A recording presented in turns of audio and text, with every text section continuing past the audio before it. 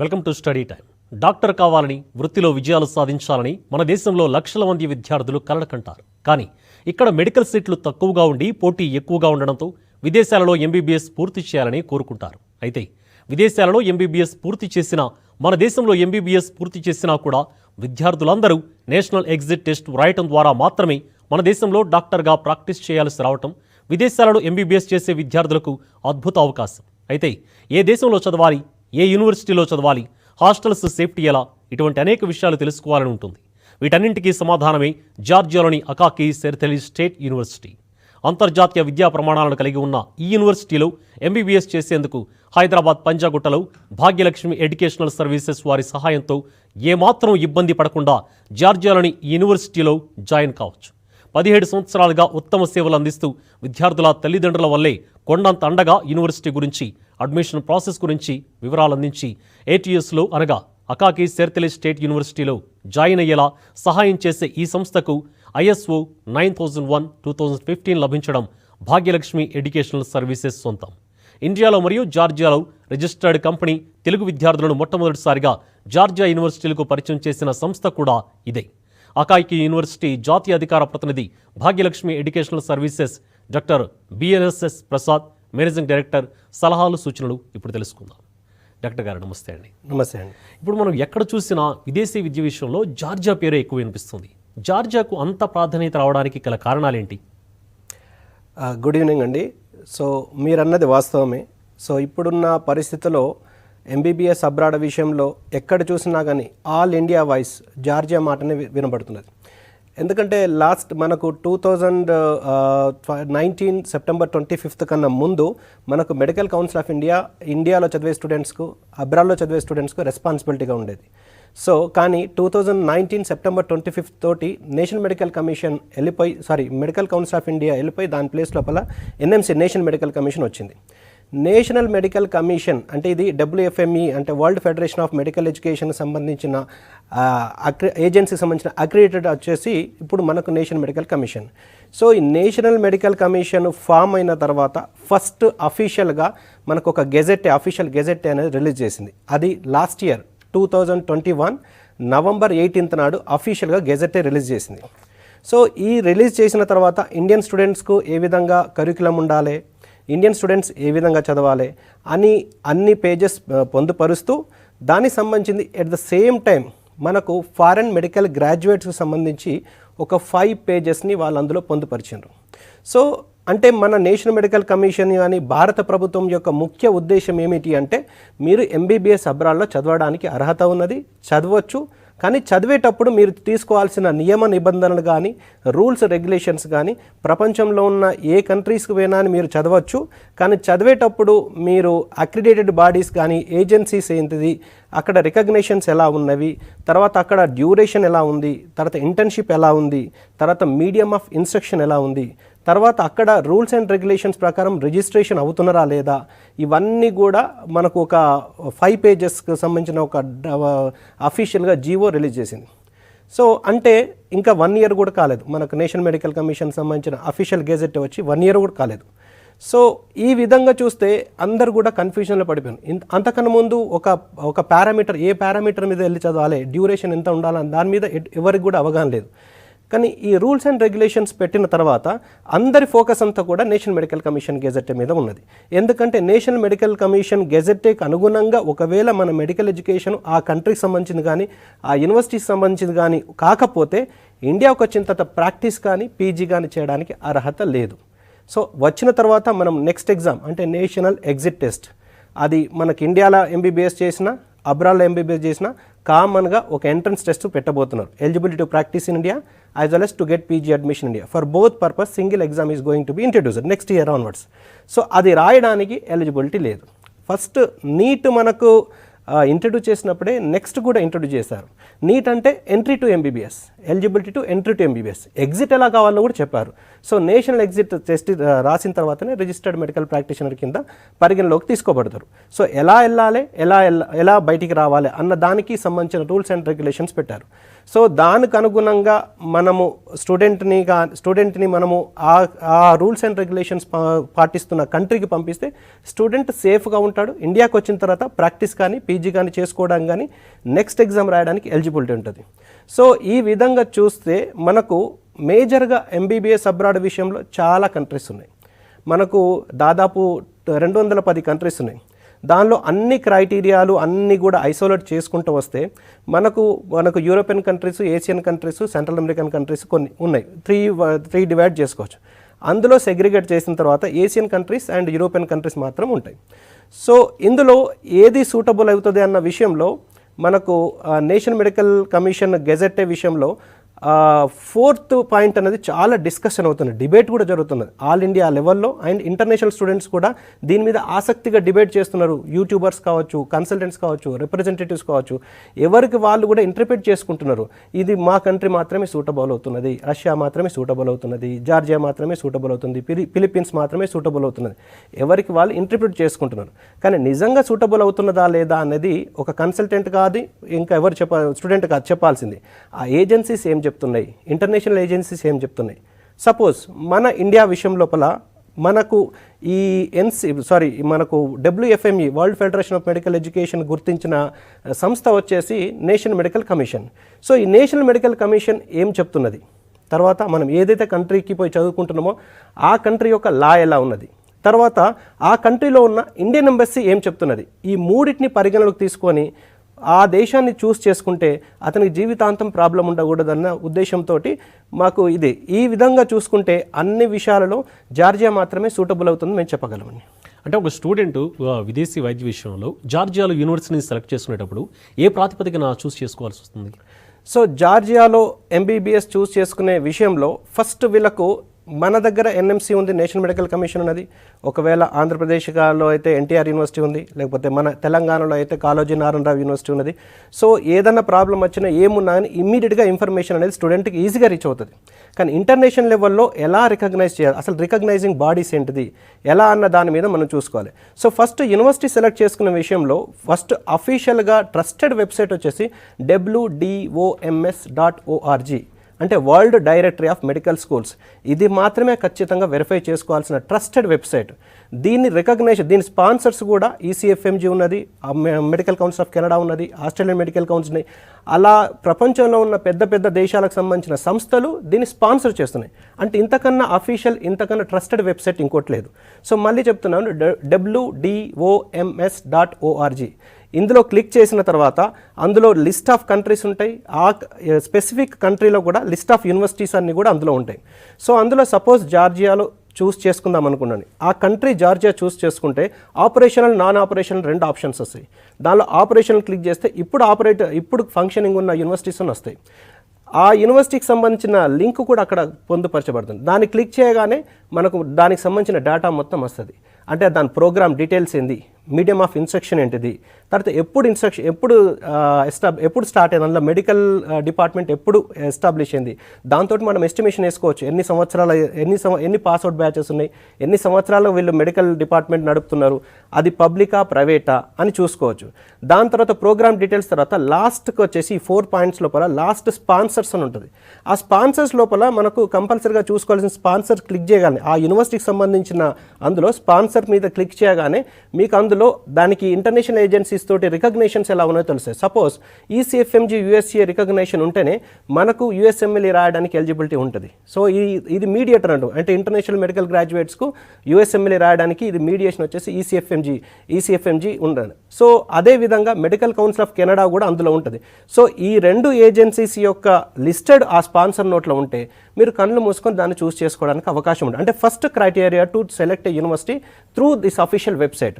అది కాకుండా మనకు అసలు ఎప్పుడు ఎస్టాబ్లిష్ అయింది, దాని నుంచి ఎన్ని బ్యాచెస్ పాస్ అవుట్ అయినాయి, దాని నుంచి అసలు రికగ్నేషన్స్ ఉన్నాయా లేదా అన్న దాని మీద క్లారిటీ లేకపోతే మనకు రేపు పొద్దున జాయిన్ అయిన తర్వాత ఇబ్బంది పడడం, మధ్యలో ఎప్పుడన్నా క్లోజ్ చేసినా లేకపోతే మనకు ఆ స్టూడెంట్కు తెలివితేటలు ఎక్కువ ఉండి నాలెడ్జ్ ఎక్కువ ఉండి ఈసీఎఫ్ఎంజీ యూఎస్ఎంఈని క్రాక్ చేసే కెపాసిటీ ఉండి తర్వాత ఇంటర్నేషనల్ లెవెల్లో వాళ్ళు చదువుకునే అవకాశం ఉన్నా అని దీనికి అక్రిడేషన్స్ లేకపోతే దానికి ఆ యూనివర్సిటీకి అక్రిడేషన్స్ లేకపోతే దానివల్ల యూజ్ ఉండదు.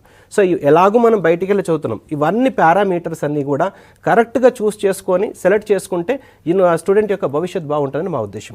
అంటే జార్జియాలో ఎంబీబీఎస్ విషయంలో ఎన్ఎంసీ యొక్క ముఖ్య ఉద్దేశం ఏంటి? సో జార్జియా ఎంబీబీఎస్ విషయంలో ఎక్కువ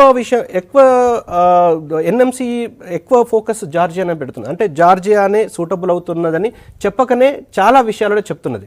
సో జార్జియా విషయంలో ఎన్ఎంసీ గెజెట్టే ప్రకారము 4.4లో ఉన్న 4 పాయింట్స్, అంటే 4Aలో ఉన్న 4 పాయింట్స్ అండ్ 4Bలో ఉన్న 1 పాయింట్, టోటల్గా 5 పాయింట్స్ కంప్లీట్గా చేస్తేనే అదొక ప్యాకేజ్ లాగా అన్నట్టు. అది సాటిస్ఫై చేస్తేనే ఆ యూనివర్సిటీలో చదివితే ఇండియాకి వచ్చిన తర్వాత ప్రాక్టీస్ కానీ పీజీ కానీ చేయడానికి ఉంటుంది. సో 4Aలో ఉన్న 4 పాయింట్స్ లోపల ఫస్ట్ పాయింట్ వచ్చేసి duration must be not less than 54 months. అంటే ఎంబీబీఎస్ కోర్సు 54 months కంపల్సరీ చదవాలి. తర్వాత అదే యూనివర్సిటీలో 12 months ఆఫ్ ఇంటర్న్షిప్ ఖచ్చితంగా చేయాలి. తర్వాత 4Aలో థర్డ్ పాయింట్ వచ్చేసి మీడియం ఆఫ్ ఇన్స్ట్రక్షన్ ఖచ్చితంగా ఇంగ్లీష్ మాత్రమే ఉండాలి. అండ్ 4Aలో ఫోర్త్ పాయింట్ వచ్చేసి మనకు షెడ్యూల్ 1లో పొందుపరిచిన కరికులం మాత్రమే చదవాలి. ఈ 4 పాయింట్స్ సాటిస్ఫై చేయలేకపోవడం వల్ల చాలా కంట్రీస్ అన్ని కూడా ఈ రేస్లో వెనుకబడిపోయినాయి. అంటే సాటిస్ఫై చేస్తలేదు కాబట్టి అది ఆగిపోయినాయి. సపోజ్ ఫిలిప్పీన్స్ సాటిస్ఫై చేయట్లేదు కాబట్టి ఫిలిప్పీన్స్కి వెళ్ళడంలో ఉద్దేశం లేదు.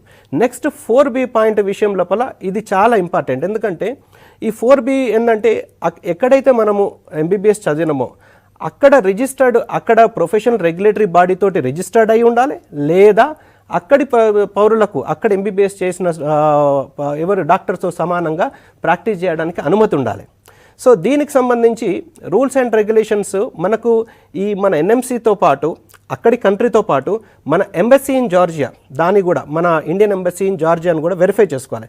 సో ఈ ఇండియన్ ఎంబసీ ఇన్ జార్జియా అనేది మన ఇండియాకు ఇండియన్ స్టూడెంట్స్ కానీ ఇండియన్ టూరిస్ట్ కానీ అందరికి కూడా ఒక రెస్పాన్సిబిలిటీగా ఒక ఆఫీస్ లాగా అన్నట్టు, ఒక రిప్రజెంటేటివ్, ఒక మీడియేటర్ అన్నట్టు. సో వాళ్ళు ఏం చెప్తున్నారు దానికి కూడా మనకి చాలా ఇంపార్టెంట్. ఈ విషయంలో September 15th నాడు ఒక స్టూడెంట్కి అడ్వైజరీ రిలీజ్ చేసింది. దానిలో మన ఎన్ఎంసీ ఏవైతే పాయింట్స్ మెన్షన్ చేసిందో ఆ పాయింట్స్కు క్వశ్చన్ ఆన్సర్ రూపం లోపల ఒక 6 పాయింట్స్ మెన్షన్ చేసి దానికి ఆన్సర్ ఇచ్చింది. సో వాళ్ళు షార్ట్ కట్ ఆన్సర్ ఇచ్చి సింపుల్గా అయిపోతుంది అనుకున్నారు. కానీ ఇక్కడికి వచ్చిన తర్వాత కొన్ని క్వశ్చన్స్కు సూటబుల్ ఆన్సర్ కాక కొంతమంది ఇది తప్పు, ఇది డ్యూరేషన్ ఎక్కువ, ఇది తక్కువ అన్న దాని మీద డిబేట్ నడిచింది. సో ఇవన్నిటికి సంబంధించి మరి జార్జియాలో డ్యూరేషన్ సంబంధించి కానీ లేకపోతే licence to practise at par with the students of Georgia కానీ ఇది మ్యాచ్ అవుతున్నా లేదా అన్న దాని మీద ఎంబసీకి మన ఇండియన్ ఎంబసీ ఇన్ జార్జియాకు చాలా మెయిల్స్ ట్విట్టర్ ద్వారా అందరూ కూడా క్వశ్చన్ చేసినప్పుడు ఈరోజు అంటే 29th September నాడు అఫీషియల్గా మళ్ళీ ఒక అడ్వైజరీ అంటే revised advisory to Indian students seeking admission in medical students in Georgia అని చెప్పి ఈరోజు కొత్తగా ఒక అడ్వైజరీ రిలీజ్ చేసింది. సో ఈ అడ్వైజరీ ప్రకారము మన నేషనల్ మెడికల్ కమిషన్లో గెజెట్లో పొందుపరిచిన 4Bని 100% అందులో 2 పాయింట్స్ ఉన్నాయి. ఒకటి రిజిస్టర్డ్ విత్ ద ఏజెన్సీ ఉండాలి, ప్లస్ లైసెన్స్ టు ప్రాక్టీస్ ఉండాలి. ఈ రెండింటిని కూడా సాటిస్ఫై చేస్తున్నది Georgian education according to this law ఇది సాటిస్ఫై చేస్తున్నదని చెప్పి వాళ్ళ అఫీషియల్గా కన్ఫర్మ్ చేస్తూ ఈరోజు అడ్వైజరీ రిలీజ్ చేసిందని. సో దీనికి సంబంధించి ఇండియన్ ఎంబసీ ఇన్ జార్జియా అని మీరు అఫీషియల్ వెబ్సైట్లో స్టూడెంట్ అడ్వైజరీ లోపల ఒకవేళ క్లిక్ చేస్తే వాళ్ళకి దానికి సంబంధించిన కంప్లీట్ PDF డాక్యుమెంట్ డౌన్లోడ్ చేసుకొని అన్ని పాయింట్స్ కూడా వెరిఫై చేసుకోవచ్చు. ప్రసాద్ గారు, ఇండియన్ ఎంబసీ ఇన్ జార్జియా ఎటువంటి సూచనలు ఇస్తుంది జార్జియాలో ఎంబీబీఎస్ చేయడం పట్ల?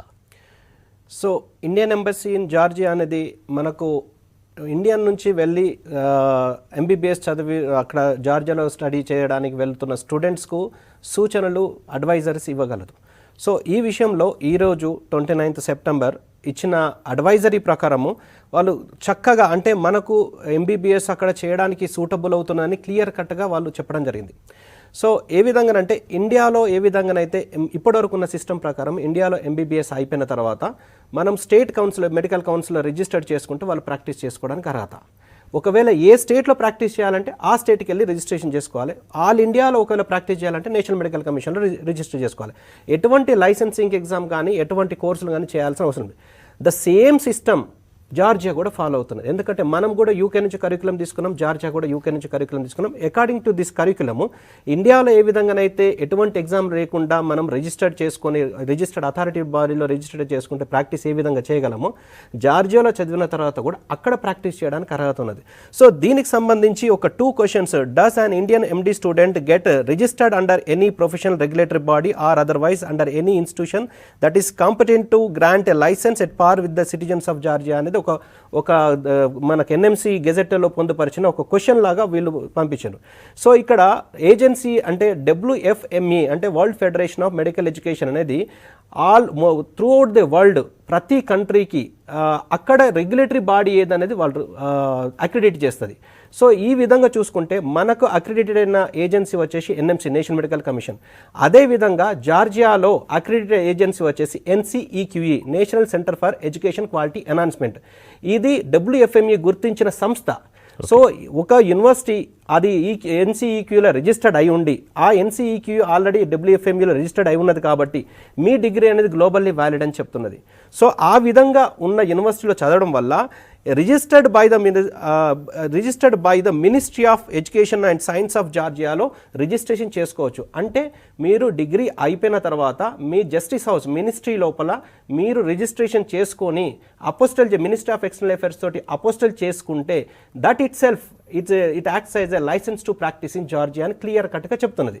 సో దాంతోపాటు ఇక్కడ to be employed as a junior doctor, a position that may be occupied by a MD graduate from state accredited higher education institution shall perform the duties of a doctor according to the instructions of Georgian law అని చెప్తున్నారు.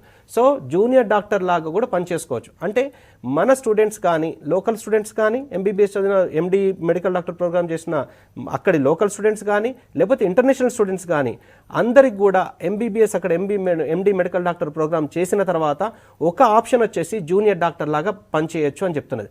Junior doctor performs duties of a doctor. అంటే ఇక్కడ junior doctor ఎవరెవరు practice చేయడానికి అర్హత ఉన్నది? Medical resident, a physician job seeker and a junior doctor regardless of the nationality have right to perform the duties of a doctor according to the law of Georgia of medical practice అని క్లియర్గా చెప్తున్నది. అంటే ఈ విషయంలో మనం చెప్పదలుచుకునే conclusion ఇవ్వదలుచుకునేది ఏంటంటే MBBS జార్జియాలో చదివిన తర్వాత ఎటువంటి లైసెన్సింగ్ ఎగ్జామ్ రాయాల్సిన అవసరం లేకుండా ఎటువంటి ప్రోగ్రామ్ అటెండ్ చేయాల్సిన అవసరం లేకుండా వాళ్ళు మినిస్ట్రీ ఆఫ్ ఎడ్యుకేషన్ లోపల జస్టిస్ హౌస్ లోపల రిజిస్ట్రేషన్ చేసుకొని అపోస్టల్ చేసుకుంటే that itself acts as a licence to practice in Georgia అని క్లియర్ కట్గా చెప్తున్నది. మన ఆప్షన్ ఏంది? మనం MBBS ఇక్కడ కాస్ట్లీ ఉన్నది కాబట్టి ఒకవేళ ఇక్కడ నెంబర్ ఆఫ్ సీట్స్ చాలా తక్కువ ఉన్నాయి, కాస్ట్లీ ఉన్నది కాబట్టి మనం MBBS అబ్రాడ్లో చేసుకుంటాం. మన ఉద్దేశం MBBS అబ్రాడ్లో చేసిన తర్వాత ఇండియాకి వచ్చి ప్రాక్టీస్ చేస్తామా, పీజీ చేస్తామా, లేకపోతే ఇంటర్నేషనల్ లెవెల్లో ప్రాక్టీస్ చేస్తామా, పీజీ చేస్తామా అనేది మన ఆప్షన్. సో ఇండియాకి వచ్చి నెక్స్ట్ ఎగ్జామ్ రాసి మనము ప్రాక్టీస్ కానీ పీజీ కానీ చేయాలంటే 100% మన జార్జియన్ లా పర్మిట్ చేస్తున్నదని ఈ మెడికల్ అడ్వైజరీ స్టూడెంట్స్కి ఇచ్చిన అడ్వైజరీ ద్వారా మనం కన్ఫర్మ్ చేస్తున్నాం. సో దీనికి కొంతమంది అంటే ఇక్కడ ఫస్ట్ నుంచి మళ్ళీ చూసుకుంటే total duration of the course వచ్చేసి జార్జియాలో 6 years including last year 1 year ఇంటర్న్షిప్తో సహా కలిపి 6 years ఉన్నది. And Georgia is the only country with English is widely spoken and offering direct MBBS. So దానికి అనుగుణంగా మీడియం ఆఫ్ ఇన్స్ట్రక్షన్ 100% ఇంగ్లీష్ ఉన్నది. దాంతోపాటు schedule 1లో ఏదైతే పొందుపరిచిందో ఆ సబ్జెక్ట్ సాటిస్ఫై చేస్తుంది. And according to new advisory today's advisory 29th September 2022 ప్రకారము అక్కడ registration చేసుకొని అక్కడ ప్రాక్టీస్ చేసుకోవచ్చు. లేదు అంటే ఇండియాకు వచ్చి మనము అక్కడ రిజిస్ట్రేషన్ చేసుకోవచ్చు, అక్కడ జూనియర్ డాక్టర్ లాగా ప్రాక్టీస్ చేసుకోవచ్చు. జూనియర్ డాక్టర్కు ఎటువంటి డ్యూటీస్ ఉన్నాయన్నది కూడా ఇందులో క్లియర్గా అంటే ఒక medical in the sense a medical resident, a physician job seeker or a junior doctor regardless of the nationality అన్నారు. అంటే జార్జియన్ అయినా ఇండియన్ అయినా ఎవరైనా కావచ్చు, regardless of nationality have right to perform the duties of a doctor according to the law of Georgia and medical practice అని క్లియర్గా కట్గా చెప్తున్నారు. అంటే రిజిస్టర్డ్ అవుతారు, ప్రాక్టీస్ చేస్తారు. సో ఆ అర్హత ఉంటే ఇండియాలో వచ్చి మనకు నెక్స్ట్ ఎగ్జామ్ రాసుకొని ప్రాక్టీస్ కానీ పీజీ కానీ చేసుకోవచ్చు. ఇన్ని విధాలుగా మనకు సూటబుల్గా ఉన్నది కాబట్టి జార్జియాని చేసుకుంటున్నాం. సో ఆ విధంగా మొన్న దీనికి ఇన్ కంపారిజన్ టు ఈ జార్జియాని కంపేర్ చేసుకుని సరే ఈ విధంగా ఉన్నాయనుకుంటాం. NMC విషయంలో ఏం చెప్తున్నది? అసలు NMC అసలు జార్జియాని ఎందుకు ఫోకస్ చేస్తున్నది? జార్జియాలని చదవాలి ఎందుకంటే ఇది కారణాలు. అంటే జార్జియన్ లా కూడా మనకు సపోర్ట్ చేస్తున్నది, ఇండియన్ ఎంబసీ ఇన్ జార్జియా కూడా అదే చెప్తున్నది, మన ఎన్ఎంసీ కూడా అదే చెప్తున్నది. సో ఎన్ఎంసీ దృక్పథం తీసుకుంటే ఒక కంట్రీస్ అన్ని కూడా చూసుకుంటే మొన్న రీసెంట్గా ఇదే మంత్లో సెప్టెంబర్ 6th నాడు ఒక పబ్లిక్ నోటీస్ ఇచ్చారు, సెప్టెంబర్ 15th నాడు ఇంకొక పబ్లిక్ నోటీస్ ఇచ్చారు, సెప్టెంబర్ 22nd నాడు ఒక పబ్లిక్ నోటీస్ ఇచ్చారు. ఈ మూడిట్లలో చెప్పేదంటే ఫస్ట్ సెప్టెంబర్ 6th నాడు యుక్రెయిన్లో వార్ జరగడం వల్ల ఎవరైతే స్టూడెంట్స్ ఇబ్బంది పడి ఇండియాకి వచ్చారో వాళ్ళు వేరే కంట్రీస్కి మొబిలిటీ ప్రోగ్రామ్ కింద వెళ్ళి చదువుకోవచ్చు, కాకపోతే డిగ్రీ మాత్రం will be awarded by the parent university, parent country అని చెప్పిండు. అంటే ఎక్కడైనా వెళ్ళి చదువుకోవచ్చు, టెంపరీ రిలోకేషన్, కానీ డిగ్రీ మాత్రం మీరు యుక్రెయిన్ యూనివర్సిటీ మాత్రమే ఇస్తుందని చెప్పి ఫస్ట్ 6th సెప్టెంబర్ నోటీస్ అక్కడ ఇచ్చారు. దాని తర్వాత 15th సెప్టెంబర్ నాడు ఇంకొక పబ్లిక్ నోటీస్ ఇచ్చారు. అందులో వాళ్ళు 29 కంట్రీస్ని రికగ్నైజ్ చేసిండ్రు, ఈ కంట్రీలో మాత్రమే మీరు మొబిలిటీ ప్రోగ్రామ్ కింద ఎన్రోల్ చేసుకోవాలి. అందులోపల జార్జియా, ఫ్రాన్స్, యుఎస్ఏ, స్వీడన్ ఇట్లా 29 కంట్రీస్ మెన్షన్ చేశారు. అందులో జార్జియా టాప్ 5లో ఉంది. అందులో చూసుకుంటే మనకు రష్యా లేదు, ఇది ఇంపార్టెంట్ పాయింట్, చైనా లేదు, ఇదొకటి ఇంపార్టెంట్ పాయింట్, ఫిలిప్పీన్స్ లేదు, ఇదొకటి ఇంపార్టెంట్ పాయింట్, ఈవెన్ అర్మేనియా కూడా లేదు. అంటే మొబిలిటీ ప్రోగ్రాంలో నేషనల్ మెడికల్ కమిషన్ ఆ కంట్రీస్ని రికగ్నైజ్ చేయలేదు అంటే కొత్తగా వెళ్ళి చదవడంలో స్టూడెంట్స్ ఖచ్చితంగా ఆలోచించాలి. అది కాకుండా నెక్స్ట్ మళ్ళీ ఫాలోడ్ బై 22nd సెప్టెంబర్. ఇవన్నీ కూడా నేను చెప్పడం కాదు, ఎన్ఎంసీ అఫీషియల్ వెబ్సైట్ లోపల పబ్లిక్ నోటీసులు ఈ 3 కూడా డౌన్లోడ్ చేసుకొని మీరు చూసుకోవచ్చు. సో 22nd సెప్టెంబర్ కూడా వాళ్ళు రిలీజ్ చేసిన దాని లోపల జార్జియాలో ఒక 3 యూనివర్సిటీస్ని అడిషనల్గా యాడ్ చేస్తూ వాళ్ళు రికగ్నైజ్ చేసిండ్రు. అంటే ఇంకా వేరే ఏ కంట్రీ కూడా మెన్షన్ చేయకుండా జార్జియాలో ఒక 3 అడిషనల్గా యూనివర్సిటీస్ని యాడ్ చేసిండ్రు. అంటే ఓవరాల్గా జార్జియా లిస్ట్ ఆఫ్ కంట్రీస్ 29 కంట్రీస్లో జార్జియాను మెన్షన్ చేస్తున్నది. తర్వాత మొబిలిటీ ప్రోగ్రాంలో కూడా జార్జియాలో ఉన్న యూనివర్సిటీస్ని యాడ్ చేస్తున్నదంటే జార్జియా విషయంలో చదువుకోమని చెప్తున్నది, వద్దు అని చెప్పట్లేదు. సో డ్యూరేషన్ వైజ్ కానీ, క్వాలిటీ ఆఫ్ ఎడ్యుకేషన్ వైజ్ కానీ, మీడియం ఆఫ్ ఇన్స్ట్రక్షన్ వైజ్ కానీ, license to practice in Georgia కానీ, and in addition to that మనకు ఇండియాకి వచ్చి నెక్స్ట్ రాసి ప్రాక్టీస్ కానీ పీజీ కానీ చేయడానికి అన్ని విధాలుగా 100% అర్హత ఉన్న ఒకే ఒక కంట్రీ జార్జియా అని మేము చెప్పుకోగలమండి.